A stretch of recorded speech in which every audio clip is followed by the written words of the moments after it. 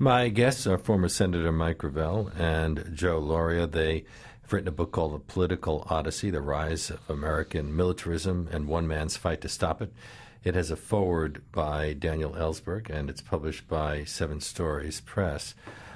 Joe, do you agree with Mike when he says that our leaders have drugged us into a fear-based culture? I think one of the themes of the book repeatedly is the false threats that government transmitted through media have fed the American people, most formally beginning with the First World War when Wilson created the Creel Committee, which became the basis then for public relations after the war in the civilian sector, in which there were no direct threats to the United States to get into that war, but they sold the war successfully. And we see that especially after the end of the Second World War, when the U.S. was left with unprecedented wealth and power in a totally devastated world. There were no threats at that time.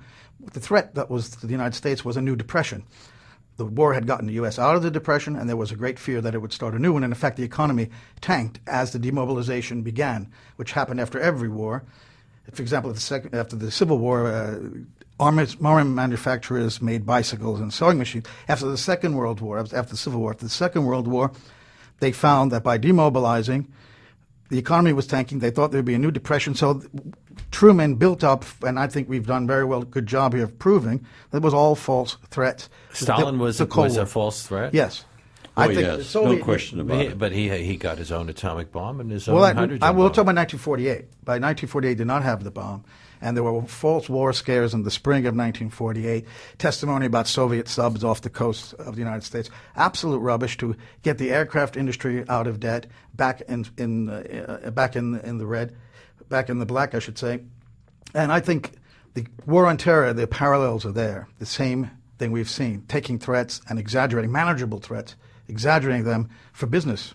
Do you think that everybody's culpable, not just the politicians, but also the media, for buying into this? Very much so. I think. Totally. And Walter Lippmann led the charge.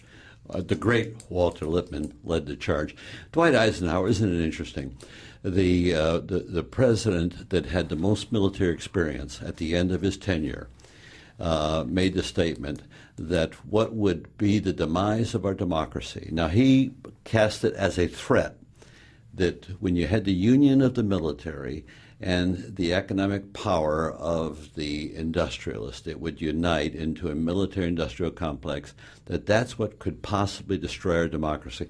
It is no longer a threat. It has come to pass. They have militarized our culture, and they control our society. Actually, that left him open to JFK's criticisms of a missile gap with the Soviet Which did not exist, and it took JFK 2 years to mature, and we saw his maturation come full circle with his speech at American University in June of the year he was assassinated. Leonard, if I could add that the Soviet Union was totally devastated, more than any other country at the end of the Second World War. They were in no way a threat, and even Truman, at the very end in his memoir in 1956, admits that it was the tragedy and shame of our time that people actually believed that the communists were going to take over our government, all these fears. He admitted it, so did MacArthur. George Kennan changed.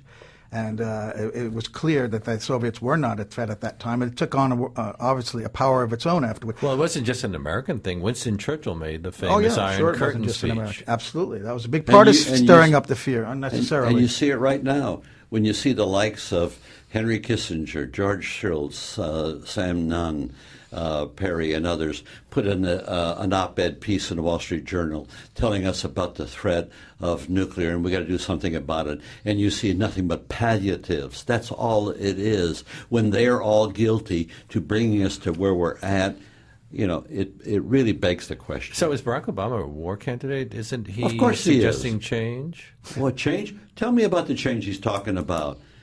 He's talking about spending money. I used to say like a drunken sailor, and I was brought up short when somebody said, well, like a drunken Democrat. Every time he turns around, he's talking about we're going to spend $50 billion here, $150 billion there. Hey, the nation is bankrupt. So you're suggesting we just dismantle the whole military? No, of course not. I'm not. Or just keep a small 75% can be cut, and we'd still have much more than Russia or China. More than we need. Here, and they're not even our real enemies, as Mike said. Do the math. Just do the math. If we represent 50% of the world's armament industry, okay, What does China represent? 5%? What does Russia represent? 5%? Britain, 5%. Japan, 4%. France, 5%. We and our allies represent 64% of the world's defense capability, and, quote, Russia and China, 10%. And all Russia is trying to do is become wealthy by supplying energy to Europe, and China supplying goods to the United States. And we have 6,000 nuclear devices pointed at who?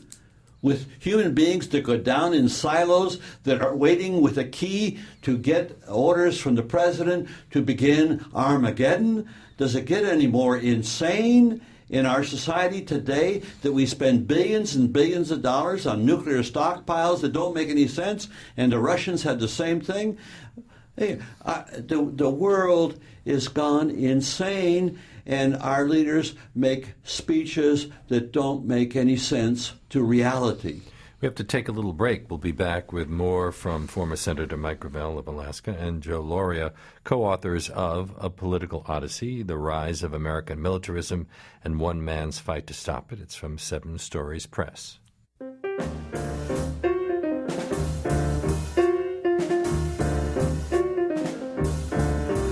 We're back with Joe Lauria and Senator Mike Gravel. They've collaborated on a book called Political Odyssey, The Rise of American Militarism and One Man's Fight to Stop It, published by 7 Stories Press. Right now, the Republicans and a few Democrats are calling for more drilling in the Arctic National Wildlife Refuge. Do you, Mike, feel at all responsible as a major advocate for the Alaskan pipeline?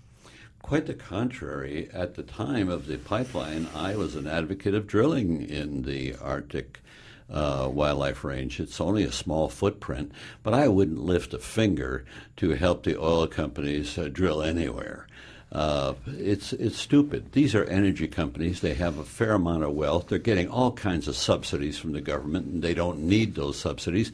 What they should do, they're energy experts, and they all have the ability, and they've all been partially involved in solar and wind. And that's where they should expand their efforts, in solar and wind.